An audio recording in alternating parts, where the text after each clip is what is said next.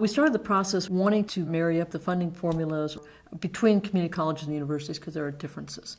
I have to say that this has been a process that's evolved as we've moved through it.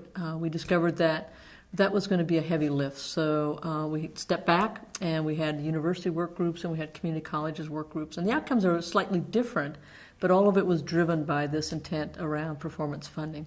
So universities are moving forward where there is an agreement that we have to move from the existing funding formula that really looks at students coming into the system and pays more attention to how efficiently and how effectively we're moving them through the system without losing quality.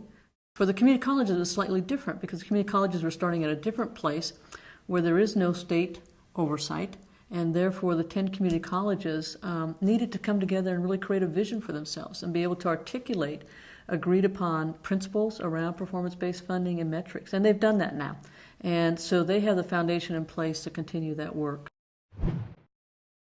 We think there are a number of tweaks that need to be made. An example is linking performance-based funding for higher education to what the state has identified as high needs workforce demands, or where it wants to move the economy of the state. You know, does a particular degree within the context of what Arizona wants to go, does that have greater value? Is that valued differently in terms of the funding mechanism?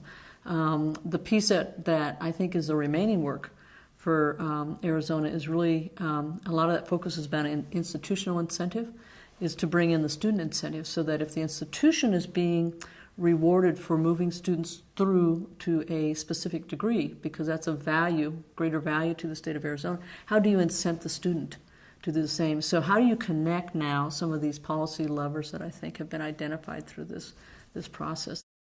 Arizona's obviously, like all states, facing the issue of really significant cuts to higher education. So in that context, to try and move forward a performance-based funding model has its risk, and certainly that's been acknowledged.